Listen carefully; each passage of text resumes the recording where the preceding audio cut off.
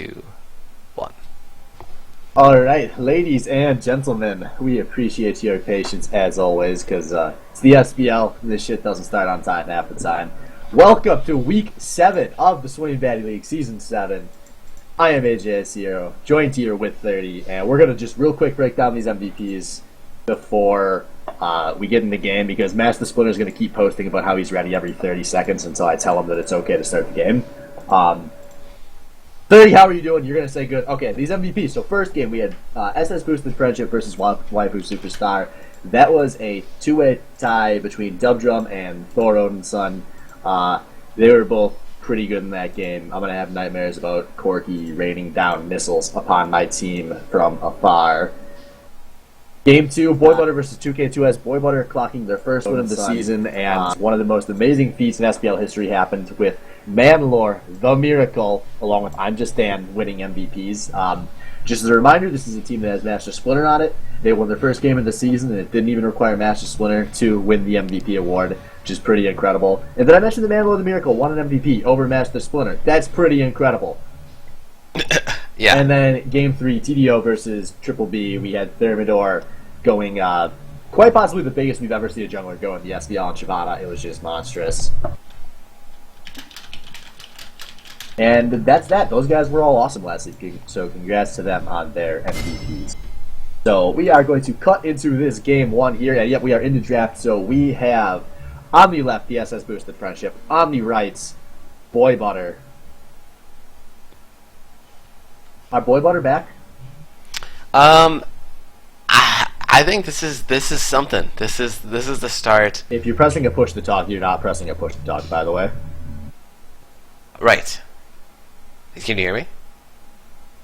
Oh wait, can you hear me now? I can hear you now. Oh, okay. No, I understand this now. I have to push talk to you in TeamSpeak, but the stream can hear me all the time, so they can hear me jerking it when I'm not pushing my push talk. Anyway, yeah, I think Boy Butter, this is the start of something good. I think that gave the last week gave them some confidence. I think they understand their role, they understand the meta, they understand what they have to do as a team to win, and I think from here on out we're not going to get complete blowouts, and I don't think we're going to get a bunch of throws either. I think we're going to get calculated games from Boy Butter, and if they lose, it's going to be a respectable loss. Yeah, it's worth noting they are 1-1 with this current lineup. They also had a really close game versus Waifu Superstar, and it was either week 3 or week 4, where they were leading for a pretty significant portion of that game. I do think there are some really effective ways to attack Boy Butter in the draft, though, so we'll see if they can continue going forward. But blowing through picks and bans here, we got all the bans already dropped down. Boosted Friendship taking away Hecarim and Nocturne from Master Splinter. Hecarim, obviously, his kind of all-time great champ. Nocturne, he was pretty big last week. And then the Ezreal taken away from Albino Joe, which is a pick that I a ban that I really like. I think Albino Joe playing the safe style of Ezreal has been a really huge part of the 2 games he's played at AD carry for his team this split. I really like that pick being taken away. Yeah, even the game that he lost on Ezreal, I think he performed the best on this team, and he has shown at least twice this season that he definitely knows how to pilot Ezreal to a high level, and I absolutely agree. That's a very good and calculated ban. It's kind of odd to ban AD carries, but I mean it's good if you ban the one player's really good AD carry. I think it's a very calculated ban. Very similar to like the Jinx bans against Salvo. But yeah, to go on the other bans, Echo is so strong right now. On the Wind is a guy that definitely knows what the strong meta picks are, and he will play it. And I thought he already played top Echo like last season almost, like even before this new build with Iceborne and Sunfire came out. Like he played it, so that almost is a no-brainer to me. Yeah, that's a smart ban. If you guys missed the memo, Echo is probably quite possibly the most important pick in the game at pro level right now. I think when we see the LCS finals this week, we're going to see a lot hinging on what happens to Echo. Mm-hmm. But going through some of these picks that have been had, so Boy Butter's first 2 picks, the Jhin and the Braum, not surprising to me at all. Jhin is the pick that Albino Joe has been playing the most besides Ezreal at AD carry, and the Braum is seemingly Manlore the Miracle's by far best support champ, so I expect this team to early pick that every chance they get. And that gives the Boy Butter bot lane a chance to be something that they haven't been all season. They could potentially be a lane dominant 2v2 with that Jhin down there. That's something to say. That's something I wouldn't have expected from the first 4 weeks of play. I'm excited to see if they can do it because they're going to be put to the test up against Bard and Lucian out of Respect and Everlight, who I think have been the best bot lane in the SBL. Yeah, I agree. The Respect and Everlight, they set the bar for what is top tier bottom lane play. They not only do they understand how to win the lane, they understand how to as a 2v2 once the laning phase is over, they understand how to transition into mid game. They're good at all stages of the game. These guys, Respect is the biggest playmaker ever. He is fantastic on Bard and Thresh, all these playmaking champs. I expect some pretty big things out of this bot lane. It's going to be good. I think this actually might be the lane to watch so far. I guess we'll have to see some of the other picks here, but Jhin Braum versus Lucian Bard is going to be very fun. So next rotation of picks, we see Shen and Skarner coming out. That's Master Splinter's special, something he's played, something that has kind of fallen off since the post-rework nerfs that it's seen, but never something I'm surprised to see Master Splinter playing, although I don't know how I feel about it in this comp specifically. It's always been a pick that I just like best when it's paired with the Sivir, and unless we see something really weird coming out of Boy Butter, we are not going to see a Sivir comp this game. Yeah, that is something I guess I did not expect. I haven't really seen anyone play Skarner in a very long time. And I mean, Splinter, yeah, like you said, he has played Skarner in the past. It's just without the Sivir, Skarner runs into this problem in the mid to late game where without Flash, he's essentially useless. He's there for a primary engage, right? He primary Flash ult engage onto a primary target, but without Flash, does he have the necessary speed to really get to this backline with Bard or Elise peeling and hard stunning him? Especially at Vel'Koz. Let's talk about that. Thor Odinson. Yeah, we'll get to the Shen later, but in the meantime, I have to talk about this Vel'Koz. That is such a ridiculously disrespectful pick out of Thor. You are up against the Skarner, and you're blind picking into the mid matchup, and you're picking Vel'Koz. That tells me everything I know, or I need to know about how Thor feels about Cruz, which is he thinks Cruz is garbage, and it doesn't matter what Cruz can play, because that is such a risky pick. And as far as the 1v1 part of that goes, he's at least gambling in right, because he's going to be up against Zyra, which is not a traditional punish the Vel'Koz type of champ. Mm-hmm. Yeah, this draft really took a turn for the interesting. Someone bringing up in chat, why didn't Thor just default pick Corki here? She's shown at least 2 times he's one of the best Corki mid players in the league. It seemed like it seemed like a very relatively safe pick. It opens up his team for potential sieging in the late game. Yeah, it's risky. It's a risky pick. Would have been a much better pick here, because even if he disrespects Cruz, that is Master Splinter, who is the other threat on that team, Everlight on Lucian. Master Splinter is going to be going hard for the Vel'Koz in every single fight, unless that Super Mega Death Ray has already gone off. And yeah, I am interested to see what Thor can do. He has shit on my team both times we've played him. I have a lot of respect for the way he's played backline mages all split, but this is going to be a test. Yeah, I mean, let's talk about Cruz on Zyra. This is something that he's always played. Ever since I've known him as a player, he's played Zyra, but usually in the support role. And as we know, Zyra is also a very good mid-champion in certain circumstances due to players called Thrifty Senpai. But yeah, actually, I want to ask Thrifty Senpai, because I know he's in Twitch chat, if you could just give me a really short TLDR on this, because I am very intrigued by Cruisemaster picking Ignite in this matchup.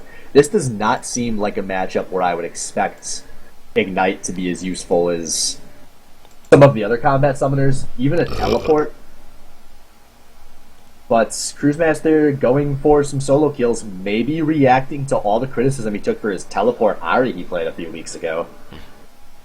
And yeah, that's what this Ignite screams to me, is that Cruz is just trying to compensate for us making fun of his teleport Ari, and now he's picking Ignite in a situation where it may not be optimal. Yeah, no, that's exactly what I'm thinking as well, because that game, he got tons of criticism for, and I think it was worth it. It seemed like a very bad pick at the time. The referee says CP on Zyra is very underwhelming. I would agree pretty much in all circumstances. Like, teleport would help him in a losing matchup get back to lane so he can just keep up the farm. But yeah, teleport, like a teleport and gank situation for Zyra is just not very good in my mind. It's going to be more about the early game, and then just being a teleport wave clearer, which can be really underrated. To just have wave clear holding a split pusher, they can teleport in. But enough about why I think Cruz is a losing matchup. Let's try to get over to some of these other lanes really fast. Top lane, I am really excited to see this. On the Wind busting out Darius, presumably going to be playing that a little bit better than Mr. Coffee played it last week. And up against Shen, which should be a very favorable matchup for him. Oh, yeah. Oh. However, I'm Just Dan is a pretty good Shen. This is his first time playing it all season, but he's been practicing this pick a ton every time I've scouted him. And Dan's quietly in Platinum 3. He's currently one of the highest ranked players in the league. Yeah, no, Dan. I mean, don't get me started, man. I could circle jerk about Dan. You could gush Dan. His little brother's watching, dude. Don't tell me what you guys do. But I mean, just to give you some cold hard facts, I'm Just Dan is 15-4 in ranked games on Shen, right? Only outshined by his 16-5 Quinn in ranked solo play, but he's had those champions banned in previous weeks. People have checked out his match history and they've figured out that he is. I need to get an overlay. Let's Alright, well, I'll talk about these top lanes in the meantime. So, Darius on the Winds. Traditional lane bully, something he's been playing a lot lately. I am really interested to see how this matchup goes, though, because I do not think On the Wind's laning phase has been very good this split. I thought he was atrocious on Poppy in laning phase last week. And his best case scenario in laning phase has just been okay, basically all split.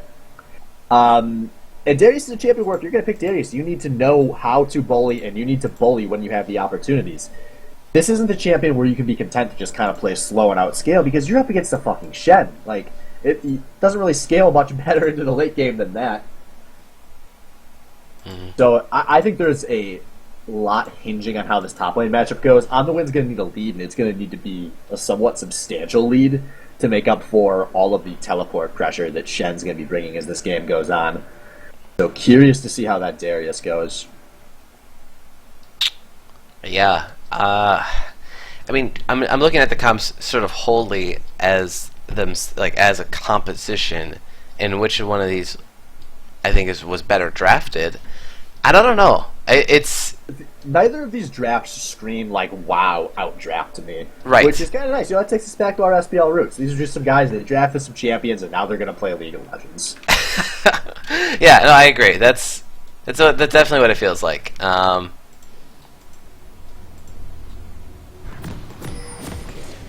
so one last thing we haven't touched on, Dub Drum on the Elise. That I'm actually fairly excited to see, because Elise can put out so much jungle pressure, and I haven't seen an Elise gank in a really long time, so I'm excited to see what a ganker like Dub Drum can do with this champion. Yeah, I mean, last week on his Rek'Sai was fantastic. Just to interrupt, this is where you're supposed to go, oh, Savage, Rex, etc. Because, you know, I haven't seen an Elise gank in a long time. Kragan played Elise last week. Ha ha ha ha ha. I love explaining my own jokes. Anyways, Dub Drum has been really fucking good this split.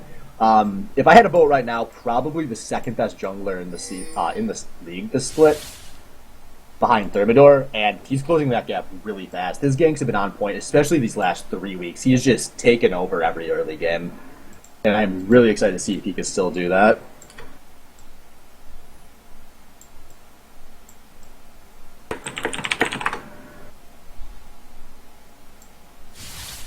Minions have spawned. So, anyways, well, 30 might be forgetting his push to talk. No, I'm trying to set up the team names on top. Well, cool.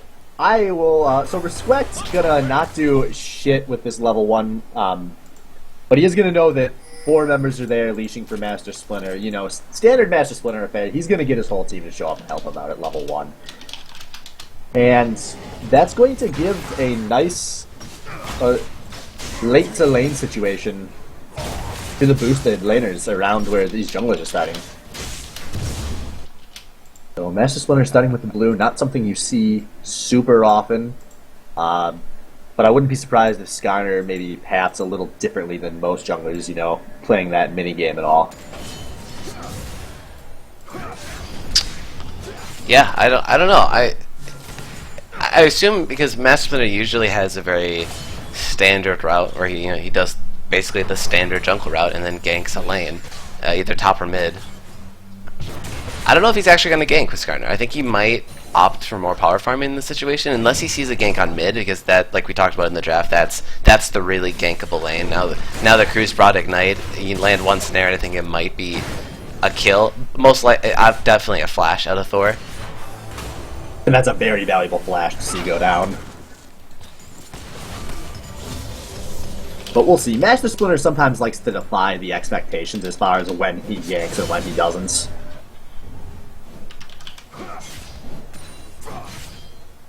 So, looking at some of these starting items, we see I'm Just Dan going with the cloth and pots. I think that's a really, really smart way to start for him in this matchup versus Darius. Shen has the advantage of not being a mana champion, which makes cloth and pots more appealing because he's not wasting the mana regen. And this should give him a good chance to withstand the first few levels of On the Winds, which he seems to be doing well so far. He hasn't popped any of his health pots yet.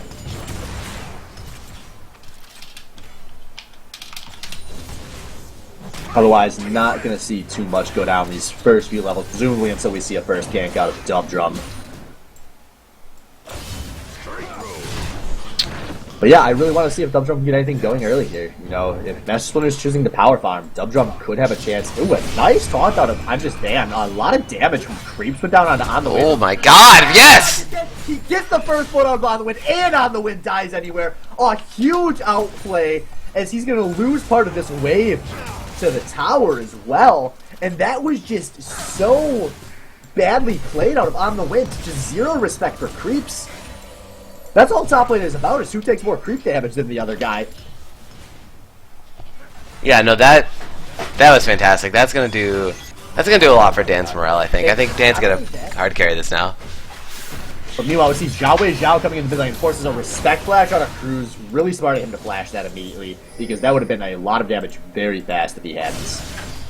Oh, but I gotta touch on this top lane really fast. On the Wind teleports back to lane, and then proceeds to take half of his health from a trade and creep damage. So now, even though he just backed and regen all of his health, he has to blow multiple Corrupting Potion charges. On the Wind is going to be so far behind Just Dan this game.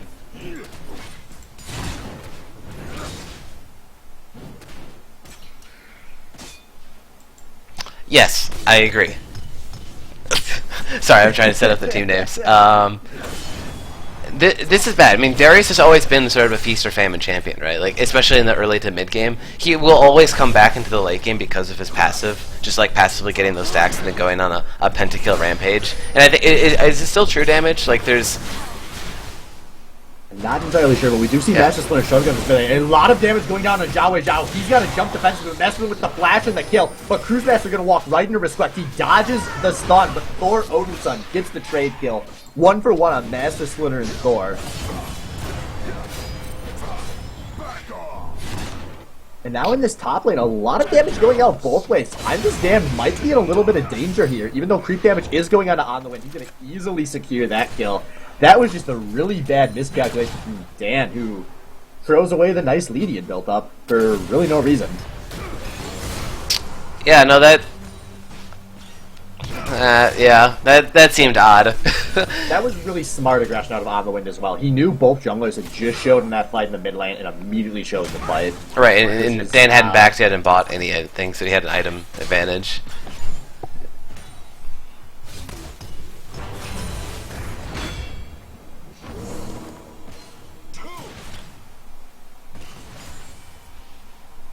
Otherwise, these lanes are all very close to even. The biggest gap is only 3, and Cruz is going to even most of that out underneath his tower. So, well done to everybody that doesn't have a winning lane currently. Yeah. Alright, I think Master Splinter slightly ahead. Oh, do I not have to do all the talking anymore? Yeah, sorry. I'm back. We watched the BB fun ride across the screen as I held right. Oh, that's gonna be great in the the replay. But yeah, no, I'm back. I think we're all set here. Champions are lined up. People are stop yelling at me in Twitch chat. Let's take a look at this game, right? I'm finally back in here. Boy Butter, they were started off 0-2, but then Dan died kind of silly up in top lane. Where was this other kill? Thor. That was the 1-for-1 in mid lane. Oh yeah. That was actually good. I thought that was good aggression and good planning out of Boy Butter. I still think they came out ahead on that, no matter what. I think it was because you got Splinter going, and then you have Zyra still on the board with an assist, and Cruisemaster, he does have the Phoenix Codex, and he probably will get that first item, the first big Morello's item first, or Athene's Unholy Grail. I'm not quite sure in the build path there. Yeah, we'll see what he goes. Good for Cruz as well. You know, he gave Master Splinter a kill, so Master Splinter could afford to give him second blue. Yeah. So, talking about CS leads, Dan actually did open up a nice CS gap in the last few minutes. Currently up 2 full waves, which is fairly substantial. But Master Splinter coming into this top lane on the wind is very caught out. He's going to try to flash this wall. Not the furthest flash, but enough distance between Master Splinter. Yeah, and he might have already known that Dan wasted his flash earlier. Nice roam coming out to Respect the Zhao out, and then a flash super mega, but the ult on Respect, now Master Splinter is here. I'm just standing straight up. He is taunting and hits 2 members. Respect taking a lot of damage. Everyone on boost and running. Now on the wind with a late teleport. He is coming in to deter this fight. Master Splinter not going to be dope. Wow, that was a crazy fight, because it seemed like a very easy catch onto Cruisemaster there with the Belkaz ult, taking full damage from it and then landing into the Bard ult, but then obviously the team comp for Boy Butter allows easy rotations, allow for easy counter ganks, and Dan just teleports in, shields him up, and then on the wind blows his teleport to really get into the fight and tries to grab and misses it. No one's a winner in that fight. Actually, it's just the game is literally the same. That fight was straight up NALCS where everyone showed up and no one died. Yeah.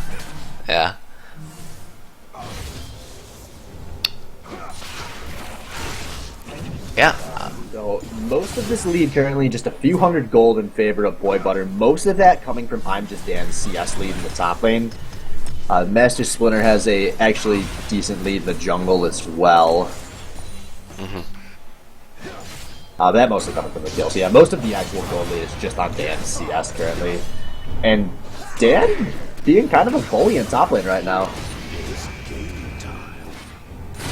He's taking a lot of autos there. Actually, on the chase, on the wins. Yeah. Really surprising me. Just I am completely misreading him on some of these plays. I did not think he was going to chase there into that giant wave of caster minions. But he still probably forces it back. Now, meanwhile, a defensive ult on a Mamlor going to completely whiff. And that's a big cooldown down. I want to see Respect and Evelite assert some dominance in this lane because they have surprisingly done none of that thus far. Yeah, and I mean, is that just the Master Splinter effect? This happens to some people. It doesn't matter what's going on, what you know, where the vision is. When you're up against Master Splinter, you just don't aggress. And Boost actually going to secure Rift Tail while this is going on. Good reminder that that objective is still in the game. yeah, and Splinter, did he take that himself or did he get that off? So that was Dub Drum. Dub Drum took Oh, that. Dub Drum, yeah. Oh, well, obviously, yeah, a very good boost for any jungle champion that takes that Rift Herald early on. It does add movement speed, I believe, and that some people undervalue how good the movement speed is on junglers in the early game because it obviously gets you between the camps a lot faster, but especially on Elise, you're walking in a human form into the lane a little bit faster, so it makes that cocoon a little more threatening, especially on these immobile mages in both these teams. Nice stun on the Master Splinter, and no follow-up. Now the Super Mega Death Ray, but Master Splinter flashes in. He's pulling Thor Odin out. Thor taking a lot of damage. Now Cruz has to flash out. Shen coming in. Master Splinter stun, a 1-for-0. Kill the Cruz Master, and the fight gonna be disengaged. A nice play out of Master Splinter, capitalizing on a really questionable ult out of Thor. Yeah, not sure what he was going for there. He was going for a kill, clearly. Well, I definitely wasn't calculating. He didn't have his flash up for that fight, which when you ult his Vel'Koz really leaves you in a vulnerable spot. Can I ask you a philosophical question? Mhm. Why does this Thor never show up when I play him? You mean the alright Thor? The bad Thor. The bad. The trailer dick garbage Thor. Yeah, I called out all three. you know. Versus my team. Oh. Now Albino Joe gonna curtain call. Evelite gonna do the right thing and block here, and Zhao Wei Zhao showing up. Now Manlord has to flash out. There's a culling going down, but a lot of creep block should save this from being a kill. And now a nice flash to stop the TP out of On the Wind. Wow. I don't know why Thor is not showing up today. Like it's more evidence that maybe he's just a one-trick Corki pony. His Azir was pretty good too, though. Oh yeah, it was. He had a very good Azir game. Ooh. Oh, Dan was just one ult away, I think, from dying. Darius got his full stacks on him. Dan's doing a good job of like starting the trades, but then he needs to back out immediately because you can't let Darius stack his stacks like that. It's just free damage that he gets for auto aim. Yeah, that really falls in line with all the memes we have about Dan being all mechanics, no brain. Hashtag top laner mentality. To go back to that bottom lane fight though, that was some good aggression out of the boy butter the lane. I think they were playing their lane correctly there because with Braum you can just stand and shield Jhin as he does curtain call as he channels it. A lot of danger on the I'm just Dan. Nope, actually he's gonna just taunt right out. Who am I kidding? Watch it. I think right now On the Win and Dan, they're like really into their game right now. Like they're heads down. They're so focused, like hyper focused, because I think a lot of, they think that their team comps thrive on their success right now. Well, for what it's worth, in Boy Butter's best two games, the game they won and the game they played versus Waifu Superstar, those have both really relied on Dan being gigantic. Both those games on Kale, obviously, so a little more carry threat than he has as Shen, but he has been a big part of this team looking good.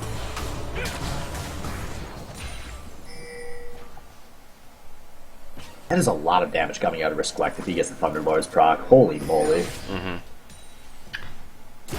I mean, this game's still pretty standstill even. CS differentials sort of all even out across the lanes. Oh, Abelight's going to take a lot of damage. He gets knocked up by Manlord. He's popping heal. Manlord going for the solo kill here. Abeleight flashing out. He's exhausted, but gonna barely make it out of this one. Oh, man. So as I was saying earlier, how you gonna stand in front of Jhin and block all the damage? Well, I kind of forgot Bard had this cool ultimate called Temper's Fate. Yeah, he just tossed that over and stopped Jhin from doing anything. So good play from Respect to save his AD carry there, but man, I think he was dead to rights, Evelite there. Like, I actually think there was some miscommunication there. I'd have to watch the. Oh, Vel'Koz steals Dragon over the wall. oh, Fucking outplayed Master Splinter. Hold your smite. It was on cooldown. Okay. oh, that's risky. That's so risky. You could have just waited it out a bit. I mean, you saw the. I mean, you chunked out Evelite, so he had to back. So you're down. At most, they can bring 4 to the fight, if that. But you know your top laner's in top lane. But yeah, that's really bad. They missed the dragon and they lost top lane tower with Zhao Weizhao roaming up there and taking that together. So now the goal's practically even. Boy Butter's lead, if they had one really, which wasn't truly definitive, is now pretty much even. And not only that, they have one of the best champions they could give up an early tower as. But I think a fight might not just get Respect to walk out. Yeah. But with beating Shen to lose his tower, there's really no better champion in the game to lose a tower early than Shen, who can just sit up there with his wave push deep and always be ready to all follow up. And a kill is going to happen. Oh, there's just so much miscommunication on a Boy Butter here. Albino Joe not prepared, and now here comes the teleport out of On the Wind. This is going to be deep. He's taunted immediately, great out of Imdestan, and On the Wind actually jumped out. He's pulled out. Now, Evelite going on the chase. He's going to call onto Albino Joe. Point blank. Gets the kill onto Albino Joe. Now trying to solo Manlord the Miracle. Manlord, though, going to proc the stun, and he's going for a kill instead of running. He might have been able to get out there, but a double kill for Evelite. But now here comes Master Splinter, jumping onto Evelite with Imdestan. A great pull out of On the Wind to slow him down. Evelite kiting for his left. Zhao Weizhao with the kill onto Dan. And Vel'Koz with the kill onto West. Now Cruz has to flash out. He was way too late on this roam. A 1 for 4 in favor of the SS boosted friendship. Clown Fiesta! We've gone from NALCS to EULCS in record time. Wow. There was so many little miscommunications in that fight that I am not at all surprised Boy Butter lost that so hard. Yeah, wow, that just looks straight out of my solo queue games. That the slow, you could just see it. I could see it forming as you were play-by-play casting. Just the slow roams out of the mid, like, yeah, we'll get there, and this fight will still be going. We know that for sure. And they got down there, and sure enough, this fight's still happening in the fucking bottom lane bushes. And I think when it gets into these like weird segmented 5v5s, is it really just outplays at this point? Because the game was pretty much even at this point. It seemed like there was just a couple outplays, and obviously, like you said at the very beginning, a little miscommunication out of Boy Butter, not able to pick up for Squeck immediately at the beginning of the fight. Well, there's things like Shen ults in as Albino Joe flashes out. Just little things I catch. It looks like Manlord, Dan, Albino Joe on 3 completely separate pages. And then Master Splinter thinking he can salvage the fight into being incorrect. Yeah. Now we might see a fight breaking out. Master Splinter and Manlord taking good damage here. Zhao Wei Zhao, not a good engaged target.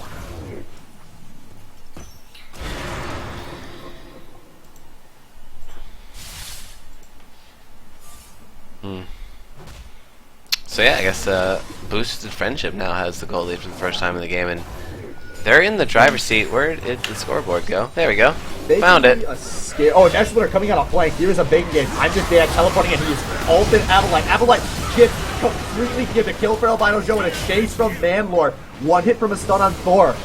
They're chasing him in a flash auto. Thor now stunned. He's taking a lot of damage. Thor is dead. Manlord secures the kill. Respect being chased into the enemy jungle. He is bound for the double kill to the reigning MVP Manlord. Now on the wind being chased, this will be an easy push into the mid lane turret. And just like that, we're back to even, boys. Wow, what a swing, and just a little misstep in the mid lane can mean so much in these games, especially with a pick-oriented comp that Boy Butter's running this game. There's just so many ways you can be caught out, and it all really starts with that Braum passive, and he tagged it onto Thor, and there's really nothing Thor could get out of. I guess Thor was the second person to go down. But this means easy Rift Herald right before the Baron comes up, actually. So 15 seconds before the Baron comes up, and that's pretty good. I wonder who they're going to give this off to. I assume it's... Dan. And yep, they're not going to give this to Dan, which is definitely the right play. He's currently sitting on 1,100 gold, so he can afford to push a little longer before he bases. Obviously going to be able to do shed things up in this top lane, and Manlord going to not choose to fight on the win there. And, oh, yeah. Dan, don't do this. Don't do this. You just got the Rift Herald. Don't just use it for a 4-second recall buff. But he's got the Zerat portal. Maybe he's going to be able to push one wave of creeps into a tower somewhere. Yeah, I mean, I think once you get Baron or Rift Herald, when you do have that improved recall, I think just backing, regardless of a lot of things, it might always be the right choice. If you had like tons of gold to spend, which I think he might have. Did he just buy the Zerat outright? No, he had the oh, okay. Well, I mean, it still might be good. It still might be a good value pickup right now. He did place the Zerat. It is, but Rift Herald only lasts for what, a minute? Is it really only a minute? It's really short. Oh, recall by the time you're back to lane, it's like 2/3 gone. Which is why I'm always so against recalling with that Rift Herald buff. Okay, well, if I didn't know how short it was compared to Baron. Like with Baron buff, it's not as long as Baron. Oh, okay. A 4-minute buff. Like you almost always want to recall to properly reset things. You have to actually try to force a play on the map when you have Rift Herald. So no fight gonna break out here. All teleports available, so On the Wind can join if anything happens, but it looks like both teams are content to just play waves a little longer. Dragon is alive, so maybe going to be a fight forced here. Both top laners could join this fight. Yep, both teleports up. Shen ult is up as well. Frost Queen's Claim came out. And there's a Bartle gonna miss everybody but Dubdrum going in. He's going to be this first target. Manlord with an awful wall hits no one, but it doesn't matter because the carries are being given. The curtain is being called. Thor Otis. Oh! Gets Avalite. Yes! And now Master Splitter on the chase. He ults on the win. But a huge ult out of Thor. He's gonna shred Manlord. He's gonna almost kill Master Splitter. And a kill from Zhao and Zhao. And whoever Stand United was used on died before Shen could show up in that fight. Yeah, I'm not even sure what might have happened there. But teleport comes in now from Dan. Just to save the tower. This is a game of outplays, man. Every one of these team fights is just one team fighting clearly better than the other. Not intelligent League of Legends being played right now. Yeah, when does the team fight happen where it's like really balanced and both teams are like trading equally and there's just like there's ebb and flow, front line versus back line type of thing? When does that happen in the game? I mean, do you not enjoy watching 5 people dive into a funnel versus a Vel'Koz? Well, I mean, I guess that is pretty entertaining. Yeah, that's pretty good. But man, what a turnaround! Like it looked like Boy Butter just had all of the momentum there. They picked up the dragon and they got the. They've been swinging it back and forth. Yeah. These fights, it feels like somebody just grabbed this game by the balls. This game is so close right now. Look at this, 8 to 8. Gold is practically even. The only real advantage is that Boosted has a tower up, and they might make that 3 as they're trying to siege mid here. But wave clear is going to come up from Zyra. And there's going to be a lot of damage coming out of these mid laners. They both finished the Leandri's Torment recently. 2 very good champions for that item. Yeah. Yeah, I mean, even the individual lane matchups are even. Like no one in this game truly has a definitive lead. The most kills on any champion is 3. Currently dumping on Respect. I'm not sure what you're talking about. Well, I brought up the gold chart here. No one is truly far above. I guess Thor does have the biggest lead. It looks like 8,100, 7.7. There's a 500 gold lead at 24 minutes. That ain't too much of one. No, but I mean, it's looking at the others. I guess it's also about a 500 gold lead in the top lane, going over to Dan though on Shen. So yeah, like I said, the game's pretty much even. You can look at the gold chart up. You look at the gold values up at the top there. What did these team comps really want to accomplish right now? Like, they just want to kill some enemy champions and hope they kill a lot of them at once so they can push towers. I really want to see, and I'm not surprised the Boy Butter's struggling with this, but I really want to see them go grouping together to try to establish some deep vision so they can let I'm Just Dan make teleport plays. I mean, he can set a Zerat up in the top lane and then go to split push bot lane, and they have so many different ways they can pressure this map, but no one has been willing to push past the river in any direction this game, which is kind of disappointing to me when there's a Shen in this game. Mm-hmm. And a Darius. I mean, Darius is still should be a pretty potent split pusher at this point in the game. Although he has kind of gone for a bit of a cuff build. He went for his Spirit Visage second, which is not multiple. I'm no expert on Darius, but I imagine he's a champion that typically goes 2 damage items first. yeah, no, that I don't know what Knowledge base is around more meta top laners, so I'm sorry I'm wrong about that. Right, but why? I mean, even why Spirit Visage in this instance against this team comp? The only main magic damage is coming from Cruisemaster. That's the most respect Cruisemaster's gotten in about a year and a half. Is that Spirit Visage? Yeah, no, that is absolutely correct. I mean, he does have healing built into his Q, so maybe that's why. Maybe that synergy is just that good, and that is on the Wind really values that. That ain't Mundo. Yeah, I mean, it seems like an odd pickup right now, but maybe that will pay dividends coming up. But I guess after this slow rotation game, and no, Albino Joe maybe not going to get this tower because Manlord opting to bait a bush instead of helping finish this tower off. If Manlord just walked into lane to zone there, like they had enough sight, they could have just taken that tower. Yeah, no, that was a smart Frost Queen's claim actually out of respect because I mean, I guess Albino Joe wasn't there for the follow-up, but respect definitely knowing when it's not safe to enter certain bushes, especially as a squishy Bard. But yeah, I agree. I think if both of those champions, both Joe and Manlord, were at the tower, they would have just taken it. Jin is such a good tower taker, just based off his passive kit, with the 4-shot critical doing more damage against towers than normal. But maybe with Manlord and Albino Joe, not too surprising that they kind of screw up a tactic like that. Definitely not something I'd expect Manlord to think of. And Albino Joe not always the most dominant person to call, but Zhao Wei Zhao is coming up into this top lane. I'm just Dan getting pulled in, getting taunted. That's going to buy him a little time, and he's going to flash the cocoon. I'm just Dan, that was a really nice taunt to set up that escape there. Only going to lose this flash. That should give away to this bottom tower take from Boy Butter. Should. Yeah, no, it's basically gifted to them at this point because they actually, Evolate just showed in the mid lane there. So I mean, you trade a flash for a tower, and you gotta say that's worth for Boy Butter in the end. I mean, Flash Taunt is very, very good for initiation, and that is one of the true initiations that they have on the team aside from a flash engage from Master Splinter. But look at this 4-man siege on mid lane. Yeah, but this is going to turn into a fight. On the way to big cutout, he is pulled under the tower, and the curtain being called by Albino Joe. Zhao Wei Zhao gets killed by Cruisemaster, and now the chase from Boy Butter. Respect. He tried to jump through the wall. Somehow that was only a single kill. I have really not liked these curtain calls out of Albino Joe. I would really like to see him use these later in fights, because if he had just kept walking towards that fight, I feel like he could have forced the run faster out of the boosted friendship.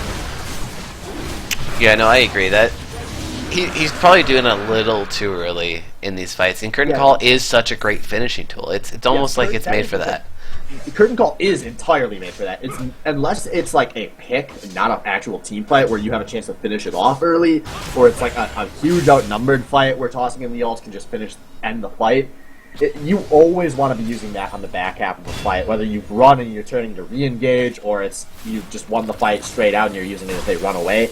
It is always more effective in those positions, because Albino Joe hasn't really gotten much standard AD carrying done. And Dubdrum, with the most basic of mistakes, shows in the bot lane at 29 minutes. But Boy Butter do not have the confidence to try to force a Baron fight here. There was pings though.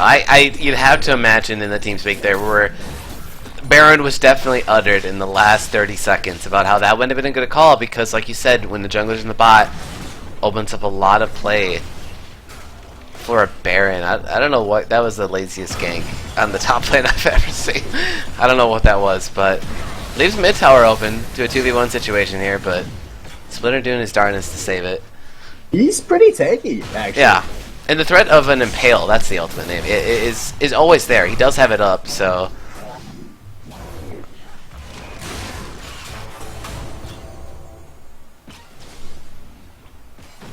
Boy Butter has accumulated a sort of a small 2k gold lead. They are up a kill and up a dragon. But it doesn't really seem like that. It really, this game is still probably very even. I think both these teams feel confident that they can still win this. I don't think anyone has tilted yet. Morale is still high for both of these teams. And that's a dangerous place for Boy Butter to be, I feel, because they're the team that they're good games. But here's a flank of Zhao. What the hell was Zhao Wei Zhao doing there? But he's gonna he actually got out. Oh, wait a minute. Okay, so I mean, obviously that was a gank to try to kill the defenders of that very low tower, but it actually turned into a perfect distraction for his carries to take down the tower while they tried to deal with the Elise, who just repelled up and saved a bunch of time. That was good. That was a great Bard ult too, out of respect. Yeah, that really was. Respect has been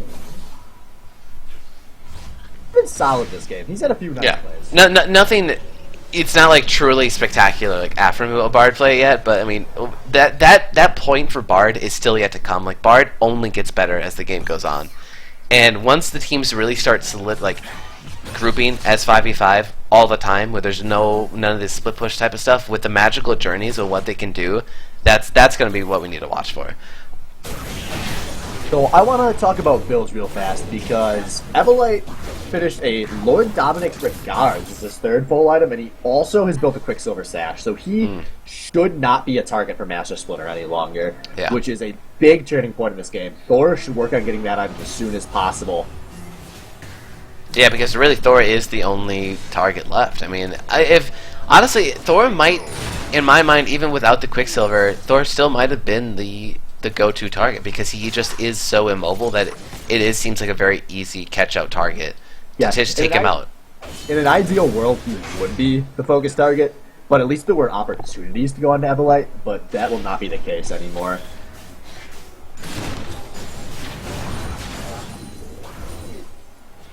Yeah, just a lot of fading back and forth around this map. No one really could. This is just one of the laziest games of wave prep I have ever seen. Like, no one has the balls to actually commit to prepping waves. Yeah. They just barely clear them out and let them super slow push in every phase, and then go back to mid and hope something happens.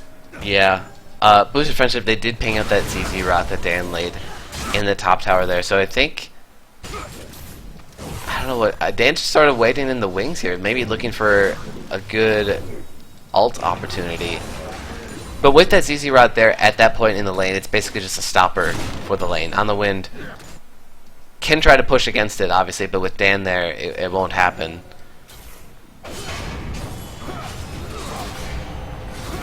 Wow, these guys are so tanky right now. This is just a wet noodle fight for these tanks at this point. But Darius does do more damage as the fight goes on. Members of Boybot are showing in the bot lane though. 33 minutes. Boosted Friendship relatively close to this Baron. This is so... Oh my god. Watching other teams scared to do anything around Baron Nashor tilts me. But, oh, no, I just got baited by that ZZ Rot help. I thought somebody had chucked out. Don't worry. False alarm. There is nothing happening in this game. No, Cruz! No, there is nothing happening in this game. We have Albino Joe split pushing as an AD carry at 34 minutes, which he might not know enough to know is bad. But Manlord actually being engaged on a good fight, and finally a good ult coming out of Manlord the Miracle. But this is a 5v4. I'm just there going in, but Jowie Shaw goes through him. A kill for Manlord. I'm just there taking everything, and the super mega death rate does nothing on the tail end of this fight. Now a double kill for Darius, though. He is in danger of going full ball. He faces hard on this. Massive player turn on. A triple kill for On the Wind. A kill for Evelite. Oh. And Albino Joe. No. Hey guys, here I am. Come get me. He's going to not even get the kill. Oh. Evelite. Respect does the rest cooking. That was awful. Oh no, Boy Butter, no. Albino Joe, no. They could lose. They have multiple creeps. Manlord's the only one up for... No, they won't be able to have that game here. No, they'll just get an inhibitor, but just if we rewind... What? At what point did Boy Butter think that they could actually, fight that? Where did they think they made a big enough outplay to make up for the fact that their AD carry was in the bot lane split pushing? Yeah, they went so deep on that. I mean, they went so fucking deep. You killed the Elise? Who gives a shit? It's 34 minutes into the fucking game. Elise is nothing anymore. She's a stun bot. I know. That's it. It really questions who's really calling these shots. Who's calling yeah, go in after the pick on Elise. Yes, the pick on Elise was good. The impale into the tower range, Cruise Master there to follow up with the root. You killed Elise. Great. Guys played. That's the smite down at 34 minutes. Albino Joe now walks up the river. You walk as 5 men to Baron Nashor, and you either take Baron or force a favorable fight. Yeah. But instead, they give up an inhibitor. Yeah. I mean, maybe that's not Albino Joe. Albino Joe, all he has to say is hey guys, I'm not there. I'm one of your 2 damage threats at this point. I'm actually probably the biggest damage source on our team. Maybe we shouldn't fight when I'm not there. I'm just Dan is not teleported in yet. On the Wind is on the tail end of this, and it's going to end up just being the dragon. And Curtin call. No, that was just W. I'm sorry. But I'm just still not teleported in. He is really going for this tower. A nice disengage on a Manlord, but I'm just still not teleporting. He is going to split push here. I'm just still not teleporting. A lot of damage going down. Manlord the Miracle has to flash out. The big ult. Evelite gets a kill. The Estus Splitter flashing out. Dan still not teleporting. Oh man, this seems like this Boy Butter team is in Boy Butter. crumbles as far as communication. These are just Yeah, they don't even know how to play basic pre-made League of Legends this game.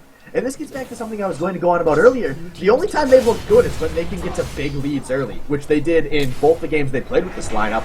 But they did not get to a big lead early because Boosted Friendship has a good early and mid game. And they have zero idea how to play League of Legends when it's even late. Just zero clue. Like, these are mistakes I cannot imagine so many SBL veterans making. But I understand his ult gets a pick onto Evelyn. He gets instant. And now the stage is on. Thor Odinson, no QSS, although that's where ult is. yeah. Dan has flash. He might go for it. Looking for it, and On the Wind has no way. Oh. But a nice ult out of respect. Yeah, good bards on there on the Dan on the wall there, but actually, I mean, the only justification I can say about that last encounter was Boy Butter, the 4 squad, was trying to just delay, just try to waste their time, but they did it in such a risky way. They didn't. They did it in such a way that they basically said, "Hey, we're committing like full on to the fight. Kill us for free." Because I don't think Dan ever had the intention of teleporting down. I think maybe that was communicated. It's just that they didn't execute the delay them at Dragon strategy. But I don't know. They didn't need to delay them. If their goal was to take the tower, as soon as On the Wind teleported in, they had that tower. That tower was not a full health tower. It's a 38 minutes into this game. Like, Dan already had a creep wave built up. As soon as On the Wind blew his teleport, that was a guaranteed tower for Boy Butter. And they could have tried to drag him to top tower. That would have been good. They didn't need to do any delaying. And I don't know what the communication has been like for this team, but Boy Butter multiple members of Boy Butter have told me the best thing about this current lineup isn't just the King has been really weak, but it's that also their communication has just been a lot better with the roles these members are currently playing. And if their communication has been such a strength, where has it been this game? I mean, I have to question if you guys are even using TeamSpeak at some points. Yeah, it seemed pretty non-existent like after the 15-minute mark. Honestly, in my opinion, it just like you said early in this game, these fights have just been like full swings, just left and right. Like some going 4-for-1s, the other team 1-for-4s. But really, Boy Butter I think should be winning all of these fights. They have an understanding of how to start the fight, but then they can't follow up on it. There's no shot calling. There's no, hey, do this. If the fight breaks out, target these people. I'm going to come in and flank on these people. These need to be communicated before fights happen in pre-made League of Legends. But, fortunately for both these teams, instead of any of that, they're just 40 minutes in at the point in the game where death timers really require them to win one fight decisively. I mean, this might be a blowout for either team. There's a nice taunt. A lot of damage going on the way. Oh. Not bad, thank you. He gets lit up. Master's putting it all, but a huge Bardol. Gonna delay this. Manlore only going to get a few members. And a huge Falcon's laser cuts through all of Boy Butter. Now, Wow. it's just one kill. Well, I mean, that's what happens when you bring 3 tanks and 2 damage threats onto your team comp. You can actually just absorb abilities like that. And Albino Joe, he just was in the back apparently. He didn't get hit at all during that. But On the Wind, he actually failed his flash after the Bard ult there. That's actually what secured that kill. On the Wind would have got away for Scotch Free there, but he failed the flash over the wall. So just a 1-for-0. It does delay the Baron bait or whatever Boosted Friendship was trying to do there. And the game is still very even here at 40 minutes. I think it's still anyone's game, but I mean, Boosted Friendship has been showing us at least. This is the shot calling. Look at this. Dan has both of his teleports available, though, so he can get in this fight whichever way he would like. And he is teleporting the ward, taking the safe option. Evelyn is still pretty far here. Zhao Wei Zhao completely zoned out of this fight. This is going to be a Baron Nasher, and a ton of damage on his and I understand. Did he accidentally click that? Yeah. He doesn't give a fuck. He's 1v3 reflecting. Oh, man. The culling has been popped. It has done absolutely nothing. Zhao Wei Zhao flashing out. And we finally see a decisive shot call come out of one of these teams. Just as I was talking about how they haven't been decisive yet, but look at this. They got the Baron, and Dan, he's just a mega tank at this point. He zones the entire team out, taking a casual glide down the magical journey. And the gold's all even now, technically favoring Boy Butter at this point. Let's see how they can defend a mid lane push. Inhibitor's open right now, so this is pretty big Oh no, there's no way. The Baron minions. There's no way Boosted Friendship can get this right now. Yeah, they got man. Friendship's heads, I think. And I assume we're about to see an actual push down one of these lanes.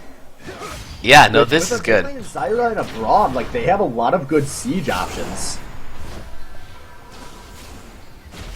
And one thing I want to comment on really fast is this is the deepest you will ever see a game go where neither AD carry has a point of lifesteal, excluding that Doran's Blade that Albino Joe still has instead of a ward slot because he's a fucking moron.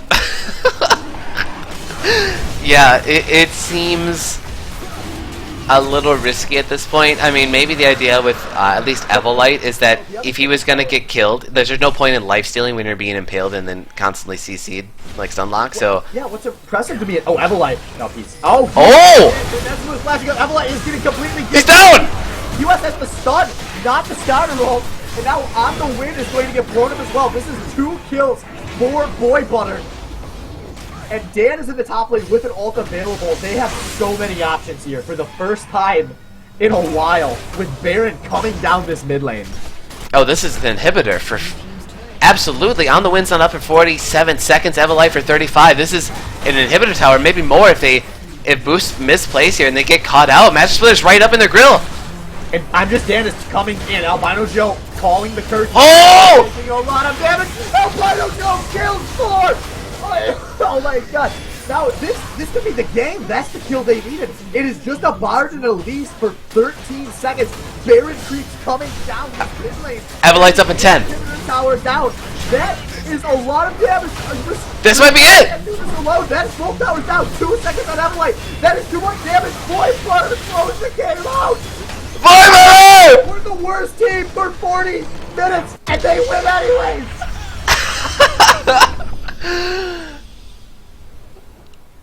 Jesus! Oh.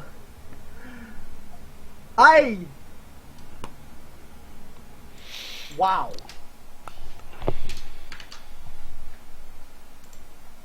Wow. That was one of the worst games of League of Legends I've ever watched. But somebody has to win every game of League of Legends, and Boy Butter, at this point in the season, every win matters for you guys. And they're now at least sneakily in the playoff hunts.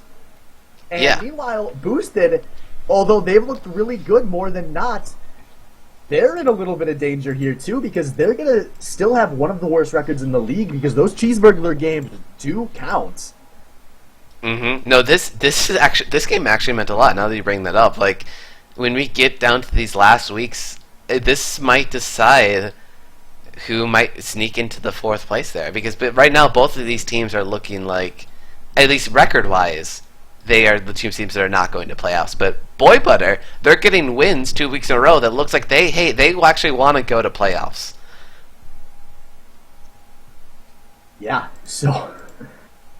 Jeez, this is... We gotta talk to somebody. Who do you want to hear from, 30? Well... Fuck, dude, I don't know. Let me go back to the scoreboard here. No one on this team played well. But you know what?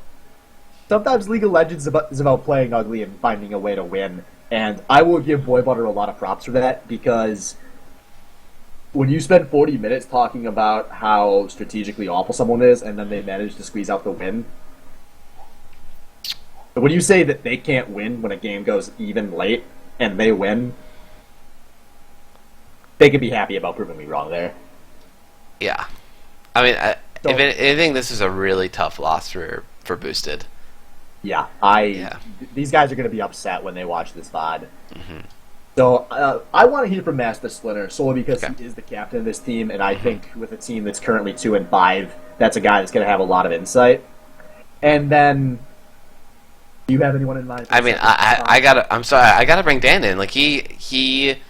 I agree. He was the best player on that team. Yeah. So we will hopefully get them into... We don't have an admin in this channel. I gotta do this the old-fashioned way by messaging them. Was moved to your channel. Thank you, whichever admin is listening, based Zedekiss and or Caden. Alright, Master Splinter, and I'm just Dan. Hello. Welcome, and congrats. Thank you. Thanks. So that win for you guys, probably not as sweet as the one that you got last week, but definitely more meaningful. Because Boosted Friendship, assuming you were listening, but Boosted Friendship, now one of the teams that's near the bottom of the standings, one of the teams you're presumably going to compete with for a playoff spot. How do you guys feel about that? Well, go ahead. It makes me feel pretty good personally because, like, last time we played them, we didn't. We were kind of like wishy-washy. We didn't know what we were trying to do, but now we had a plan, kind of poorly executed. But I mean, hey, we pulled it out and we played as a team, and Yeah, it feels good. Yeah, like a win is a win. I'll take it. I'd say with their team comp that they picked, very heal and disengage, and they had engages too, but it was hard to get on them, so we had to be super patient, and that's probably why it looked so sloppy, because we really had to wait for the right fights, and sometimes I thought we had them, but miscommunication and whatnot cost us a few, but in the end, we got a catch and transitioned into a Baron into a win, so... As Well, you I said, wanna- we take the sloppy ones, but strategically bad, Swift? Yeah, dude. that Funny was coming from strategic. you since you haven't won an SBL. Oh, I don't I'm have not I getting don't have into this. I don't have players like Kainos to carry me. But anyway, that's beside the That point. was one season. I won 3, you won 0. Don't worry, when you watch the VOD, you'll see what I mean. I'm sure it wasn't the most spectacular, but I mean, they think- beat you twice and we just beat them too. So Well, let's talk about this, okay? So, early game, I'm Just Dan gets first gotta give you blood. shit, man. Let's talk about I'm Just Dan gets first blood, because that never happened. Okay, so I want to talk about one thing that happened in this draft specifically that really surprised me. So going into their last rotation of picks, you have Skarner picked. They're going to be counterpicked in the mid lane, and they picked Vel'Koz. Did that shock you guys as much as it shocked me? Because I couldn't believe how disrespectful of a pick that was in that situation. Yeah. We actually talked about that, moving Cruz to like get the counter pick, and I mean it worked out for us. I mean Vel'Koz, I was surprised that he chose him. I mean, Yeah, who so was was I. up? Corky and Corky was up, wasn't he? He was 606. Corky- We spent LeBlanc. like a minute talking about how he should have just played Gorky. Yeah. What a goofball. yeah, I think Corky would have been a good pick there. But anyway, to get back, because I want to talk about this.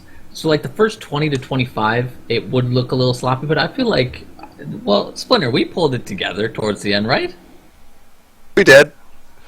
I think our Yeah. fight mid, we didn't know. I didn't know. I thought Joey was going to roam faster and was going to be there. The one where they got an inhib. So that Yeah. was Yeah, that was bad.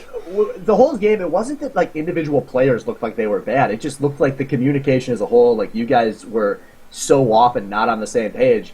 And some of these situations were so blatant. It was like, I just don't know if that guy even said anything. No, And Joey we were definitely talking did. about it after that. We play. were just The we were combo huddled into the really, team fight, and we didn't hear Joey saying, "I'm Yeah. not there." I'm like, "Where should I go?" and stuff. But, I just think No, the that's comms were some of really our- flooded. yeah, sometimes they do get flooded, So is that and then maybe an issue? then everyone tries to yell louder, or Yeah, one or two exactly. voices do, and that's generally when things go a little bit better. But So I'm actually really curious about, does Manlore bring much to the team comms? yeah, he talks Yeah. a decent amount. Yeah, Because I know Oh, you yeah. guys have been vocal that you're just, with this lineup compared to the King lineup, it's just been better comms. the communication has been better. I say this is our worst game, but I mean we still got the W. So, but just yeah, our communication is definitely better with this lineup. Yeah, I'd have to agree 100%. Manlore brings a lot of communication.